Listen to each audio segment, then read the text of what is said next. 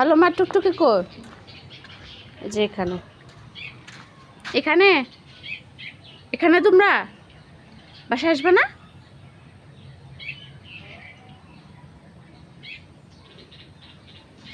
কি সুন্দর আরাম করতেছে, কি সুন্দর না?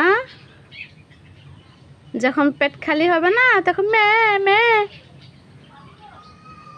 আর এখন পেট ভরা, এখন পাত্তাই দিচ্ছে না আমাকে, আমাকে চিনেই না তারা। চিনবে কেন?